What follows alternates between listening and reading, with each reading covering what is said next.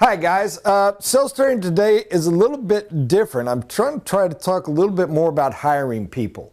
It's something we've been doing. It's something we've been assisting more of y'all with lately than I'm used to. And more than happy to continue to do so. And there's a lot of y'all that are growing with the housing economy as strong as it is, and you're needing to add staff. So I hope this assists some. I'm going to kind of lead into this with a weird indirect path. We were talking earlier, attitude deep inside yourself, what you believe about yourself, what you believe about a situation affects everything. And I was kind of having fun talking about, we honestly began with talking about a pair of shoes and outfits and fashion and taste and what you can pull off.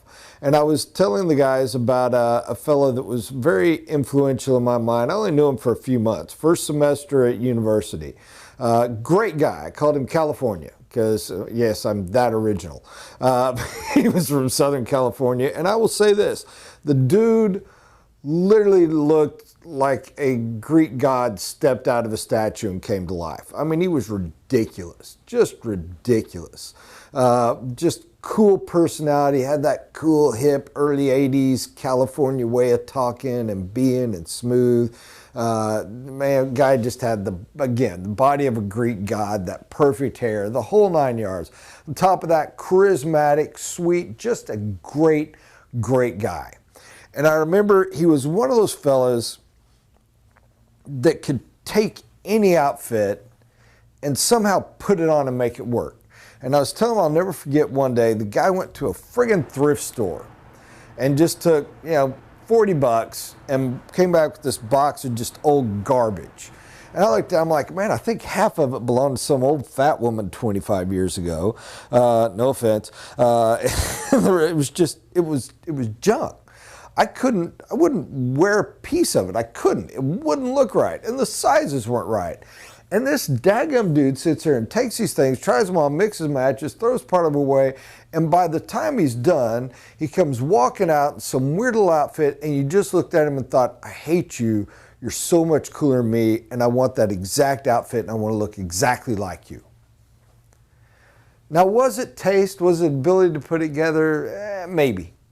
The reality is, what it was something that is hard to label. And it came from an inside and a confidence. There was never a doubt in his mind that he looked cool with what he put on. Thus, when he walked out with whatever it was just a persona, an aura, a spirit that just said, this is cool. It looks good. It didn't matter what you put on him. That mentality, that ownership, complete knowledge of who and what he was there.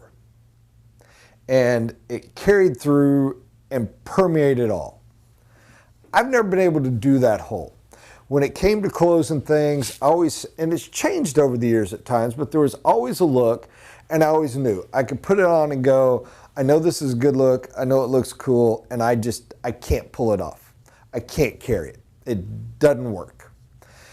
And no matter how hard I try, it just doesn't work because the in here doesn't see itself as what that is.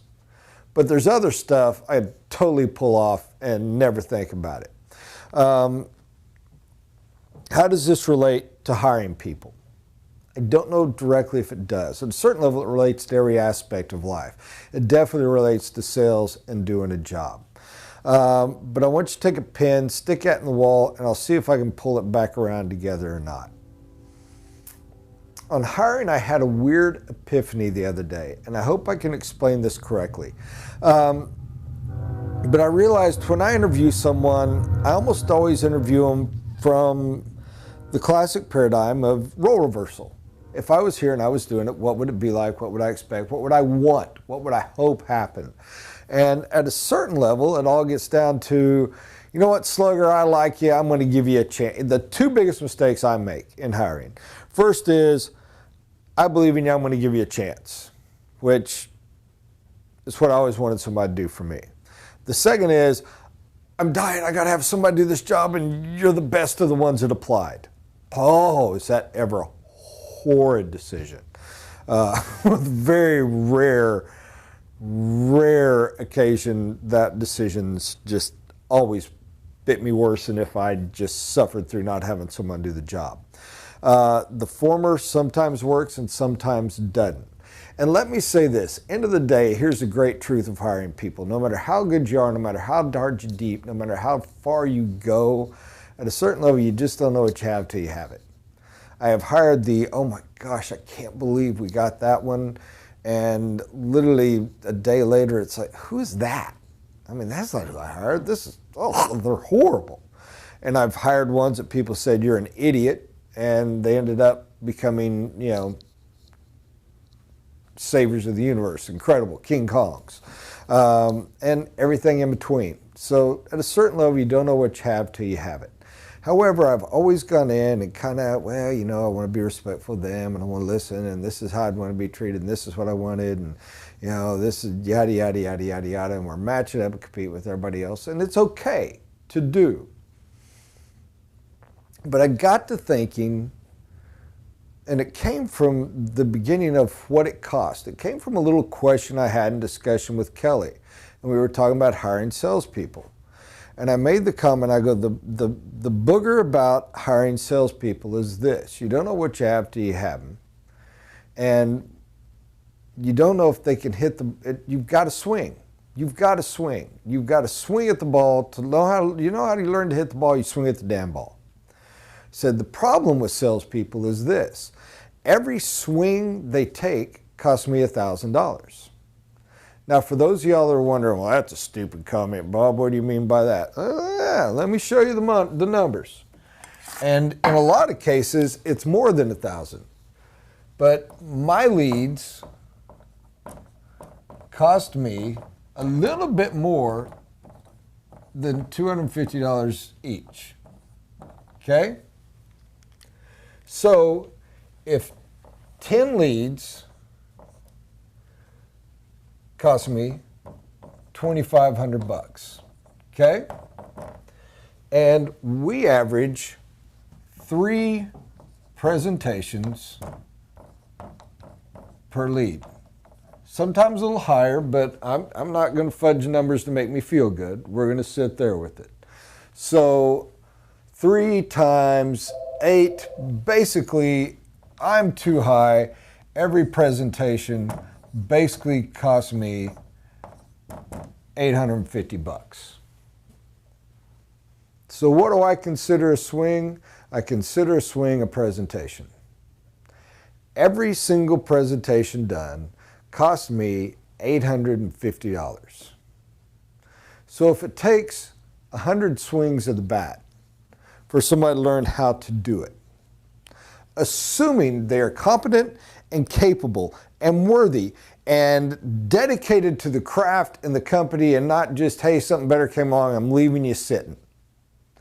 Assuming they truly do it, that means hard money, not additional. I'm not even taking into account the cost they're sorry getting them there. I'm not taking into account the matter of fact, you know what, let's do. If it's 100, that means 8, 5, 0, 0, 0. So 85 grand plus the salary it takes them to get there, which is, and the staff to train them and the books to go through and everything else that goes with that. I mean, we're talking what? Easily another 40 grand? Easily?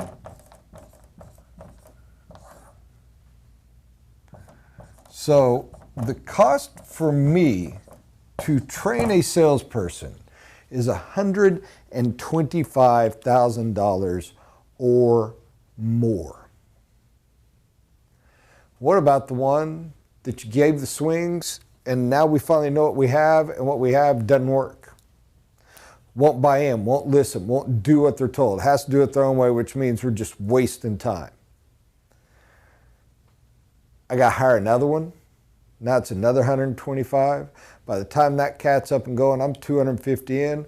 Heaven help me from the curse of that one didn't work either. And by the way, I've been cursed by that more than once. So I started thinking, you interview that guy with that dollar amount in mind. Now look at it this way. What if you had someone and they came and what you're interviewing is this.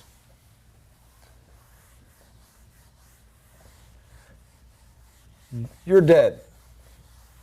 You're dying. You just got the diagnosis. You are leaving this earth. And there's not a buyer. You've got your family, your wife, your little children. They've all got to be fed. They got to be taken care of.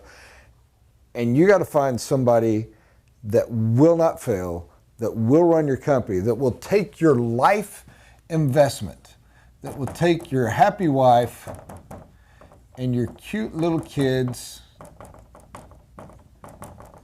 and everything you have ever done, and you got one shot. This dude right here.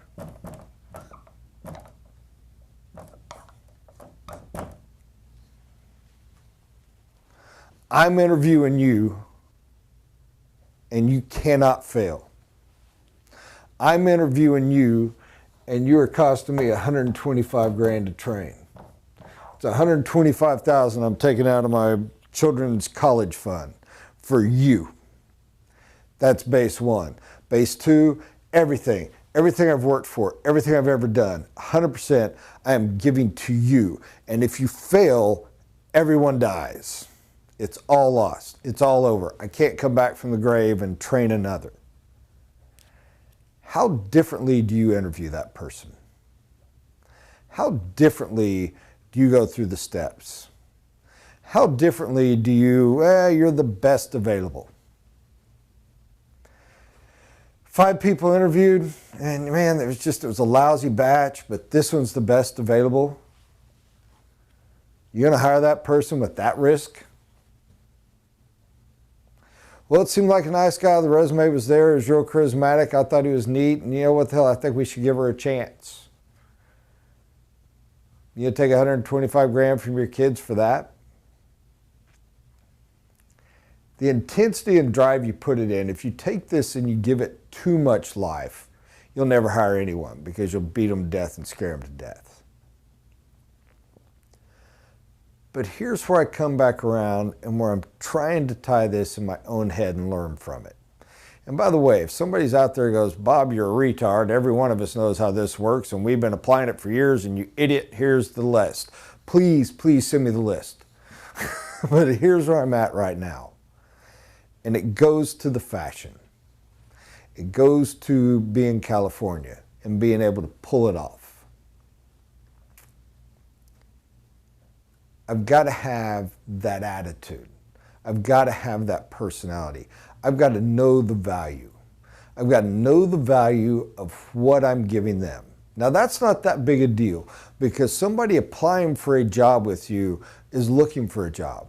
And they're looking for a job that provides these certain benefits, this certain quality of life, this certain level of hope, opportunity, advantage, and this certain pay scale. You fit what they're looking for, as does everyone else they've applied to and are interviewing with. So it's hard to overcome that because that's just expected. Oh, well, that's neat. So does everyone else. Yes, you've got to sell them. Where the attitude I'm talking about is, I don't want to beat them up. I don't want to make them scared. I don't want to go hard. But I want to go in and start looking them in the eye and knowing deep in here what I'm investing, what I'm putting at risk.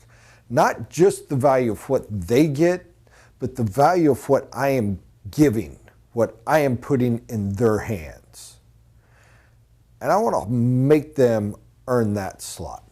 And deep down, strange enough, I honestly believe if you have that attitude, it's going to come across and make people think, wow, this place is really valuable. And guess what? You just sold your company indirectly just through that charisma persona that you had when you walked in. If you're going to interview for a job, how different is it talking to somebody that, hey, I've got this job, I need somebody to help do it, and talking to somebody that walks in with that attitude, I appreciate it. Your resume got you in the door, and I'm so excited to meet you. I'd love to tell you about the company, but right now I'm going to find out, are you worth 125 grand of my money? And can I put my children's future or my wife's life in your hands? And we'll interview that way, because you've got to earn this. Strangely enough, if you're applying for the job, which one are you more impressed with, and which one do you hope offers you the job more? Now, some of you may say the first, and honestly, I've been at stages in life where it might be for me. But when you're thinking hardcore career, when you're thinking long-term job security and everything else, this is the one you want. So that is what I'm pumped about. That is what I believe in. That's what I'm excited about. That's what I'm hoping to learn how to apply. If this was not sales training, it was boring, it was a waste, I sincerely apologize. This is honestly self-indulgent as heck of me, so if that was rude, I apologize, because this is what's on my mind and my heart this week, and I thought maybe it would have some value, because I've never had so many offices contact me about assisting in hiring staff before. And that is why it's been on my mind and why I wanted to share it, and hopefully it is helpful. And if it's not, I sincerely apologize. Guys, thank you for everything. May you have a blessed day.